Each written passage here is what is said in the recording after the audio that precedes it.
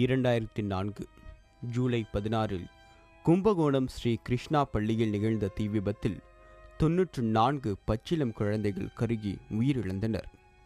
நாட்டையே உலுக்கிய இந்த விபத்து தொடர்பாக அந்த பள்ளியின் நிறுவனர் பழனிசாமி, அவரது மனைவி உள்ளிட்ட 24 பேர் கைது செய்யப்பட்டனர். இது தொடர்பான வழக்கு கும்பகோணம் குற்றவியல் நடுவர் நீதிமன்றத்தில் இருந்து மாற்றப்பட்டு தஞ்சை மாவட்ட முதன்மை அமர்வு நீதிமன்றத்தில் நடைபெற்று வருகிறது. தீ விபத்து வழக்கை 6 மாத கால அவகாசத்திற்குள் முடிக்க வேண்டுமென உச்சநீதிமன்றம் 2 ஆண்டுகளுக்கு முன்பு உத்தரவிட்டது. இருப்பினும் இந்த வழக்கு இன்னமும் முடிக்கப்படாமல் இழுத்தடிக்கப்படுவது பாதிக்கப்பட்டோரை மிகவும் கவலையடைய செய்துள்ளது.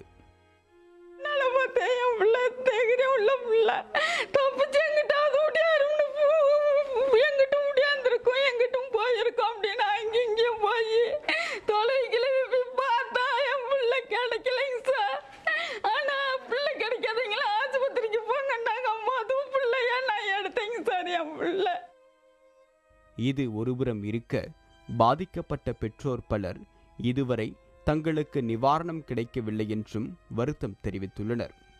அது மட்டுமல்லாமல் தீ விபத்தினால் ஏற்பட்ட சோகம் 10 ஆண்டுகளாகியும் நீங்காமல் இருப்பதாக கண்ணீர் மல்க தெரிவிக்கின்றனர் குழந்தைகளை பறிகொடுத்த பெற்றோர்கள்.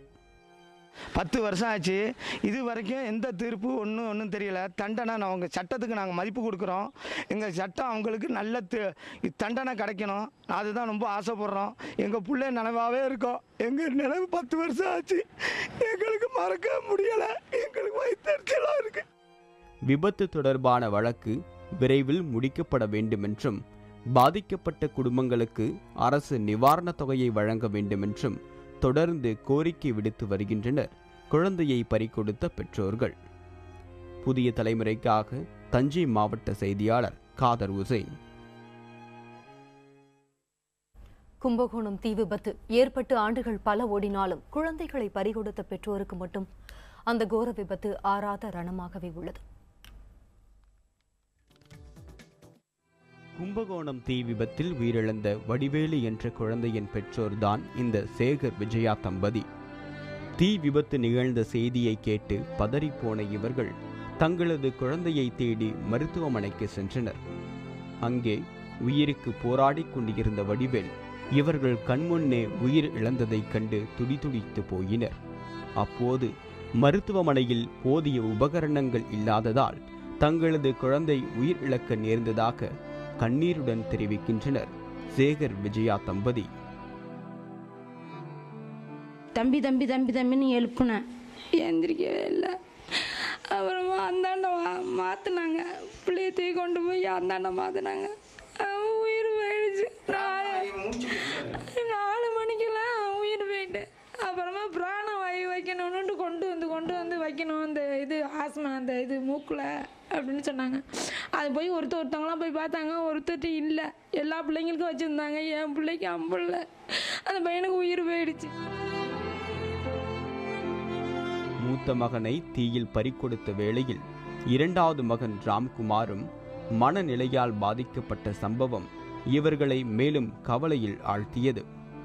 வடிவேலுவை பார்ப்பதற்காக 6 மாத கைக்குழந்தையாக இருந்த ராம்குமாரை வீட்டில் விட்டு சென்ற போது அக்குழந்தை தொடர்ந்து அழுது தனது பேச்சுத்திறனை இழந்து மனநலம் பாதிக்கப்பட்டதாக மிகுந்த கவலையுடன் கூறுகிறார் விஜயா.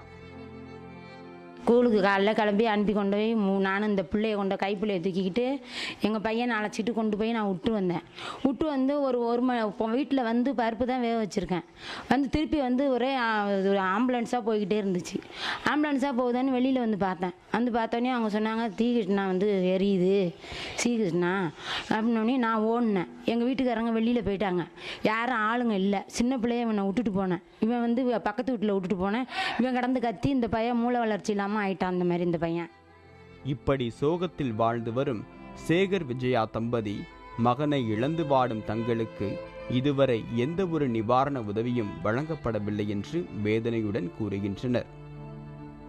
கோர நெருப்புக்கு முதல் மகனை பலி கொடுத்து நீங்கா வேதனையில் தவிக்கும் இவர்களது மனநலம் பாதிக்கப்பட்ட 2வது குழந்தையின் மருத்துவ சிகிச்சைக்காவது அரசு உதவி செய்ய முன்வர வேண்டும் என்பதே சேகர் விஜயா தம்பதியினரின் எதிர்பார்ப்பாக உள்ளது.